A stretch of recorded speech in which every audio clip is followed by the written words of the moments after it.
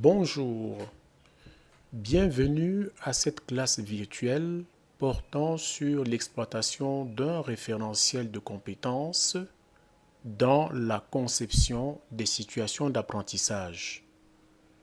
Une situation d'apprentissage est un cadre pédagogique qui permet aux apprenants de se confronter à des défis, de résoudre des problèmes et d'interagir avec leur environnement pour construire leur propre apprentissage.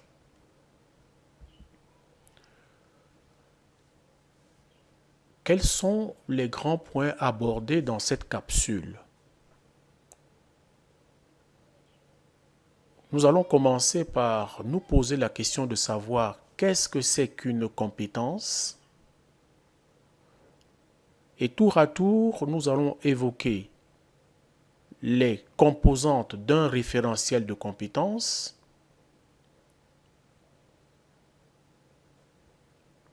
la conception des situations d'apprentissage et nous allons terminer par l'évaluation des compétences. Qu'est-ce qu'une compétence? Le concept de compétence est polysémique, mais on décèle néanmoins une certaine uniformité dans la caractérisation de la notion. Nous avons sélectionné 3 définitions. La première est de Scalon. Une compétence est la possibilité pour un individu de mobiliser un ensemble intégré de ressources en vue de résoudre une famille de situations problèmes. Pour Tardif, une compétence est un savoir agir complexe prenant appui sur la mobilisation et la combinaison efficace d'une variété de ressources internes et externes à l'intérieur d'une famille de situations. Quant à Perenaud, une compétence est une capacité d'action face à une famille de situations qu'on maîtrise parce qu'on dispose à la fois des connaissances nécessaires et de la capacité de les mobiliser à bon escient en temps opportun pour identifier et résoudre de vrais problèmes. Nous l'avons dit, la définition de la compétence est polysémique, mais on décèle néanmoins quelques uniformités dans la caractérisation de la notion. Dans la première définition, celle de Rogers, on parle de mobiliser. Tardif parle également de la mobilisation. Et Perenaud parle aussi de la mobilisation. Également, les 3 définitions parlent des familles de situations. Famille de situations chez Rogers, famille de situations chez Tardif et famille de situations chez Perenaud.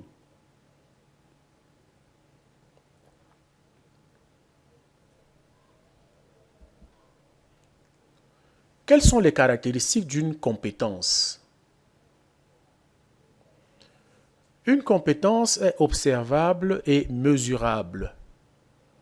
Une compétence est un savoir agir observé à travers des actions concrètes et non uniquement dans un savoir abstrait.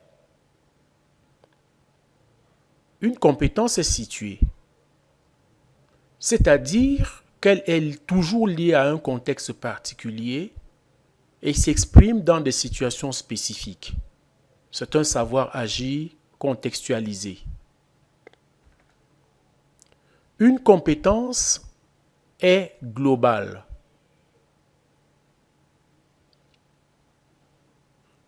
Elle requiert la mobilisation et la combinaison de plusieurs ressources, de plusieurs savoirs, savoir-faire et savoir-être. Une compétence est dynamique, c'est-à-dire qu'elle évolue dans le temps et peut être améliorée. On peut enfin parler de l'adaptabilité d'une compétence, c'est-à-dire la capacité à s'ajuster et à évoluer en fonction de nouvelles situations et défis. On peut également parler dans ce contexte du savoir devenir, c'est-à-dire la capacité de s'adapter à toutes les nouvelles situations.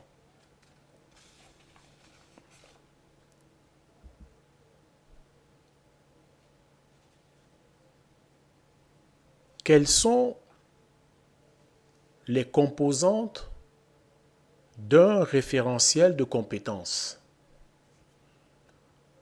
Un référentiel de compétences est un document descriptif et normatif qui définit les compétences requises pour exercer une fonction, une profession. Il précise les modalités de mise en œuvre et il en fixe les conditions et les critères d'évaluation. C'est dit qu'un référentiel de formation est la pierre angulaire dans tout développement ou dans toute conception de situation d'apprentissage. Un référentiel de compétences est composé des éléments suivants: de la compétence ou des compétences. Un référentiel décrit de manière détaillée les compétences nécessaires qui peuvent être techniques, comportementales ou transversales. Une autre composante d'un référentiel, c'est le résultat d'apprentissage. Nous allons définir ce concept plus loin. C'est le domaine de compétence, c'est le critère de performance, c'est-à-dire les indicateurs mesurables qui permettent d'évaluer si une compétence est maîtrisée. Le niveau de maîtrise des compétences précise différents niveaux de maîtrise comme débutant, intermédiaire ou avancé, ou alors des performances ou des comportements attendus à chaque niveau. Quant au contexte d'application, le référentiel peut préciser dans quel contexte, préciser également les situations dans lesquelles les compétences se développent. Un référentiel propose également des outils et des ressources nécessaires pour développer et évaluer les compétences. Le référentiel peut aussi inclure des normes professionnelles ou des exigences réglementaires à l'exercice des compétences.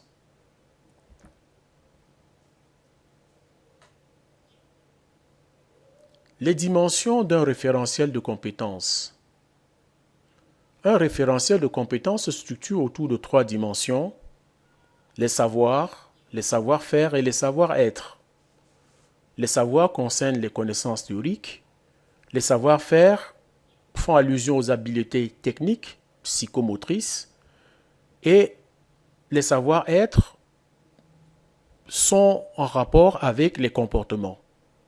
Mais tout ceci, comme nous le voyons dans l'image de droite, devra se dérouler dans un contexte.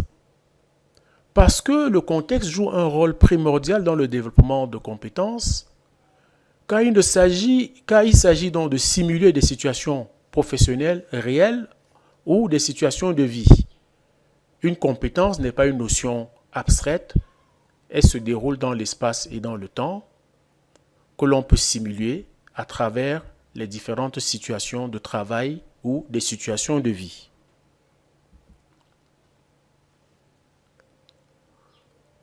Pour concevoir une situation d'apprentissage, il faut utiliser un référentiel de compétences, mais lorsqu'il s'agit de concevoir des situations d'apprentissage, il faut un autre complément du référentiel de compétences appelé ici référentiel de formation. Le référentiel de formation décrit les savoirs et savoirs à acquérir, aide à guider l'élaboration des programmes de formation. les éléments d'un référentiel de formation dérivent de la lecture et de l'analyse d'un référentiel de compétences. Quelles sont les étapes de conception d'une situation d'apprentissage? Il faut une lecture-analyse, lire et analyser le référentiel, identifier les compétences visées dans la situation d'apprentissage, concevoir ces situations et développer les ressources idoines.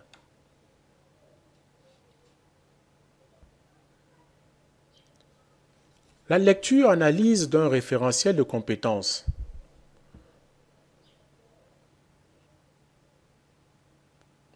Au sein d'un référentiel de compétences, nous pouvons distinguer plusieurs éléments: le domaine de compétences, les prérequis et les résultats d'apprentissage. Information financière, c'est le domaine de compétences. Qu'est-ce que c'est? Le domaine de compétences représente, au sein d'un référentiel de compétences, une catégorie qui regroupe un ensemble de compétences liées entre elles.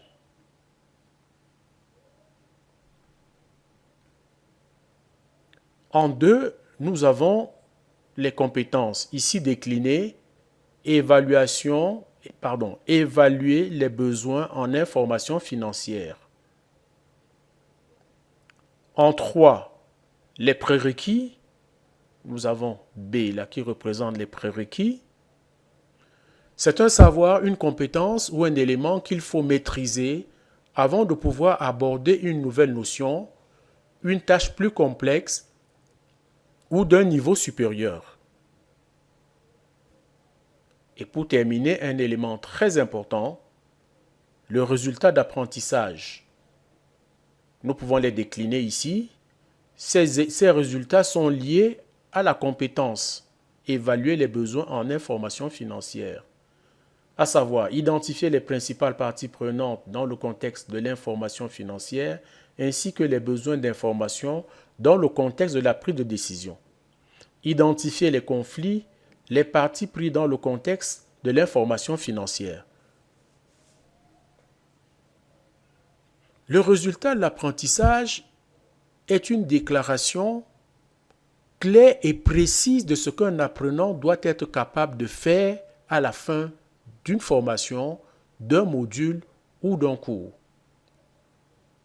C'est l'objectif concret et observable que l'apprenant doit atteindre. Donc, à partir des résultats d'apprentissage, on va donc formuler les éléments de compétence ou les objectifs liés à la compétence. Autrement dit, les résultats d'apprentissage sont la déclinaison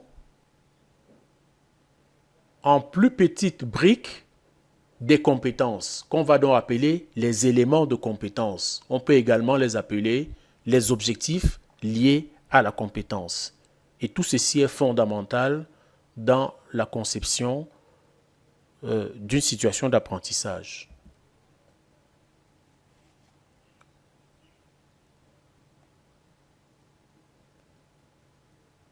Évaluer les compétences. L'évaluation dans le cadre de l'APC porte sur le savoir, le savoir-faire et le savoir-être.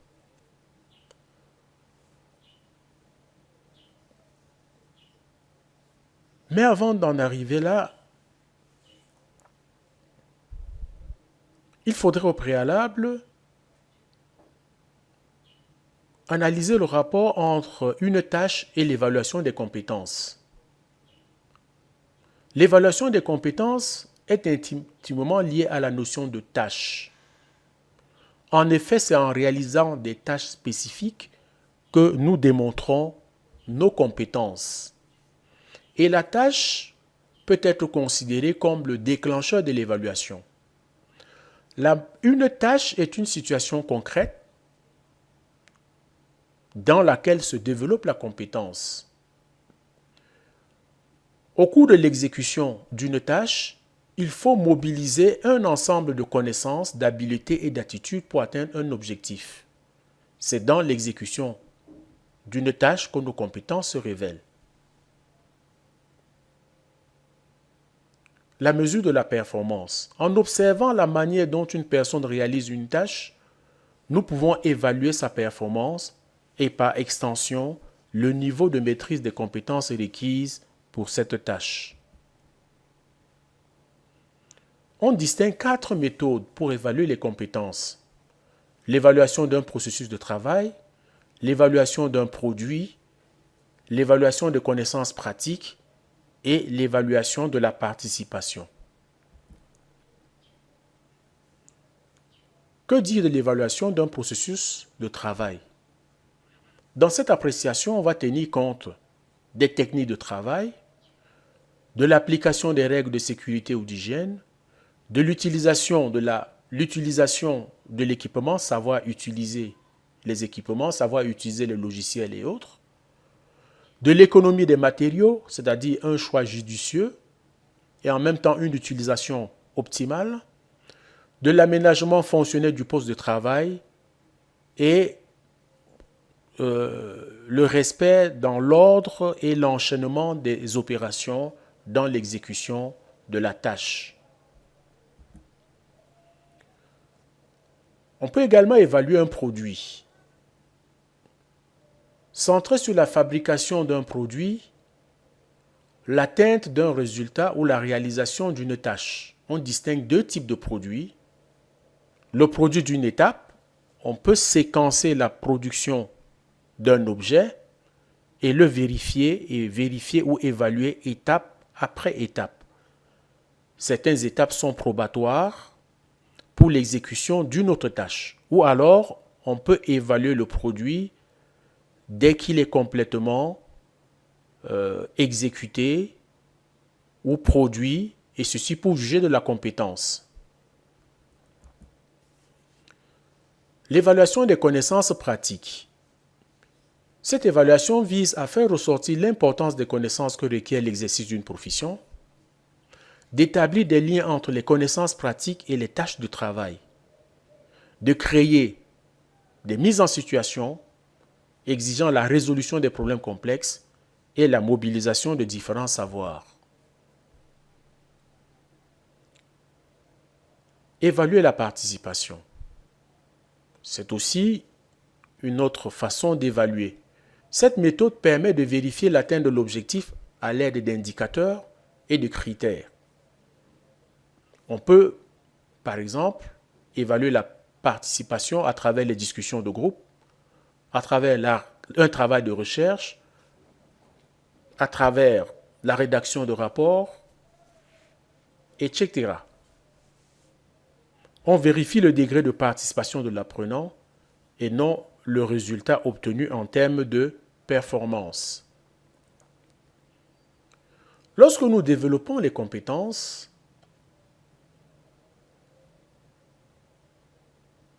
nous le faisons de manière continue. C'est-à-dire que nous passons par plusieurs étapes. C'est ce qu'on va appeler le niveau de maîtrise d'une compétence. Nous avons plusieurs niveaux de maîtrise.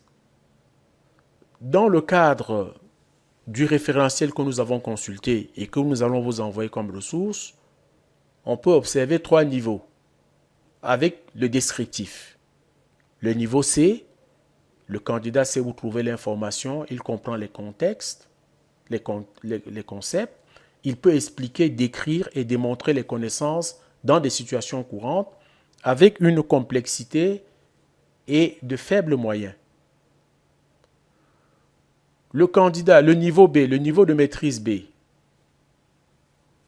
Le candidat peut faire une analyse des problèmes, il peut formuler des conclusions logiques. Alors qu'au niveau A, c'est le niveau d'expert. Ce niveau A intègre les niveaux C et B et le candidat peut effectuer une analyse approfondie et formuler des conclusions dans des situations courantes et de complexité faible. Par exemple,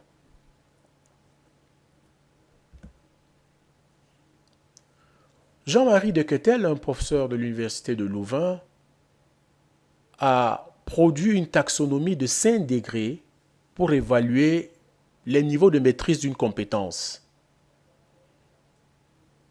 Savoir restituer, savoir faire de base, application, savoir faire de base, réinvestissement, c'est-à-dire il y a une décontextualisation, une recontextualisation, le savoir-faire complexe en situation inédite et le savoir transféré des compétences génériques. Vous pouvez prendre des connaissances du commentaire des 4 échelons ou bien des 4 niveaux de complexité de la tâche, selon la taxonomie de Dequetel.